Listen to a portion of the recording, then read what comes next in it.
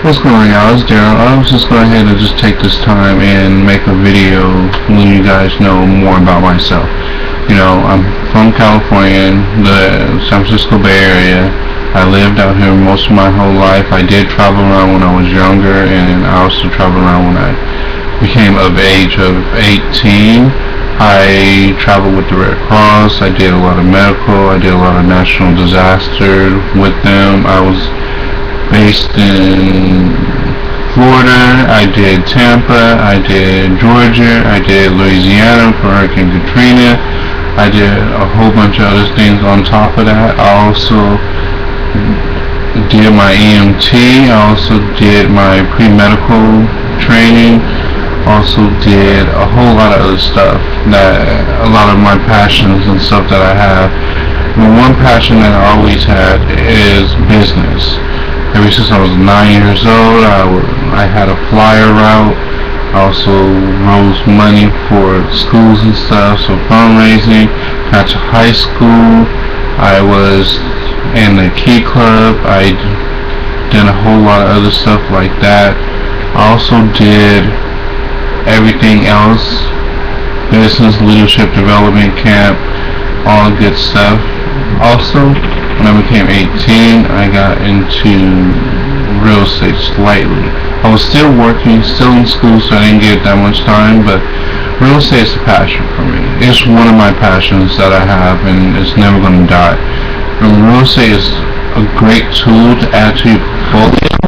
If you don't want to just do real estate by itself, maybe you have a career that you have and you don't want to take care of just real estate by yourself, so you can get a real estate investor to help you out with. So that's one of the areas that I take care of too. I help people find amazing deals and everything. Also, a lot of people have been hitting me up on these social sites trying to figure out how I'm making money online. And I'm involved in a couple of different programs and stuff. I'm weeding some out. I'm getting into some. It takes me about a month to figure out a program if I want to be in it or not. That's just my process that I have. But one of the major programs that I've been in since August when I got back home from the Philippines was Motor Club of America. And it's just simple understanding, just takes care of everything. If you really think about it, it takes care of all the auto benefits that you need. It takes care of your travel. It takes care of pretty much everything. Medical, takes care of insurance, takes care of if you gotta go to the hospital.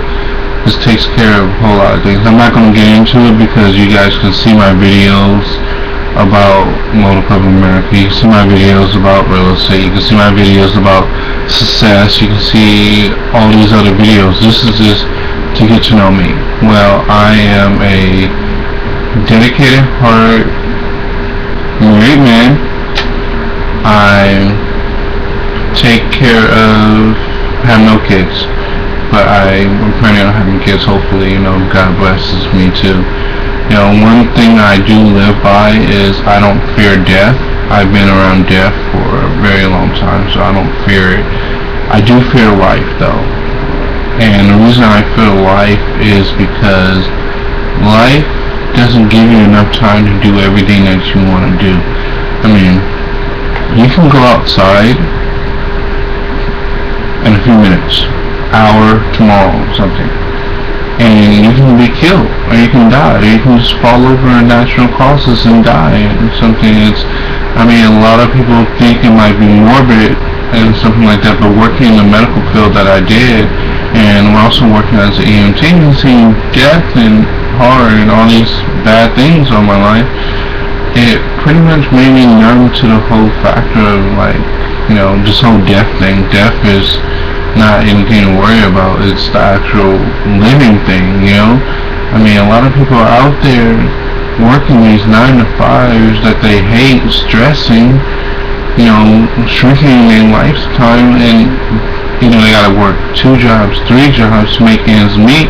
And I applaud them on that whole factor of having to make things meet and everything, but a lot of these people are not living. It's more like a robot, and that's where I have an issue is, because I used to be that way.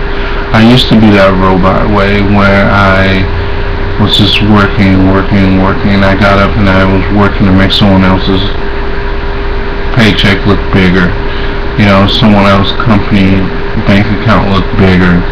And I was always go that 100 extra, 50 million miles. Always give it 110. And strong work ethic. I'm proud of people that have a strong work ethic. But one thing that always got to me was my paychecks was so small. For the amount of work I was putting in was so small, and everyone else's paychecks above me that I was working for had bigger paychecks, and I was doing more work than they did. But their paychecks was bigger. Also, another thing that bothered me was the factor of the whole pyramid thing that they had in the corporation world. Now, everyone talks about, pyramid scheme, network marketing, all this other stuff online is a pyramid scheme. But when you really think about it, corporate world is one of the biggest pyramid schemes out there if you think about it, really think about it. Like, just take the time. You have CEO, you have your VPs, you have your general managers, and you have all your senior manager or regional, just depending on the corporation, how they have it structured. And then you have the employees. The employees are never going to make more than the managers. The managers are never going to make more than the general managers. The general managers are never going to make more than the VPs, and the VPs are definitely never going to make more than the CEOs. I mean, look, we're supposed to be in an economical downfall, but Starbucks was paying a CEO, I think it was $16.8 billion last year, and all these other big companies, Walmart paying a CEO, 21 plus million last year, something like that. So, the whole idea of, I'm going to get back on Walmart, the CEO makes about 21 million a year, not including maybe the bonuses, but they only pay the employees minimum wage, like $8 an hour, $9 an hour, $10 an hour, just depending on where you're at, maybe even less. So they pay the employees minimum wage, and their CEO is making millions, and I understand the whole supply and demand, all that stuff. I understand how the business structure work and everything. But just the whole aspect of it behind it is, when you really think about it, you're trading your time for money. That's all work is. So, if you're working at a job that only pays you $15 an hour, let's just say. So, you're saying 1 hour of your time is worth $15. And the way gas is at now, or the way cost of living is now, can you really afford to have your time, that 1 hour of your time, be worth only $15? More or less, let's say if you go work at McDonald's with someone that's minimum wage. Right now, minimum wage is like $8.75. Last time checked. So these people are trading their time for only $8.75. So corporate world is pretty much slavery. If you think about it in a sense, it's labor slavery. If you really think about it. So you gotta ask yourself, and no one can make you do it, but you gotta ask yourself, how much is your time really worth? And those rich people, it's not their fault that they're rich. There wasn't really, someone was born with a silver spoon in mouth, but some people was born with nothing. Look at P.D. Sean Puffy Combs, or whatever he's want to call himself now. But, Will Smith, their work ethic and their drive to become better than what they are, and their ability to take opportunities that comes to them and seize the moment and reach for a higher level and just doesn't settle for what is given to them. You know, that's one thing I left corporate world because I couldn't go up. I mean, I could have went up to manager or maybe something like that, but I could never go all the way up to where I know I should be.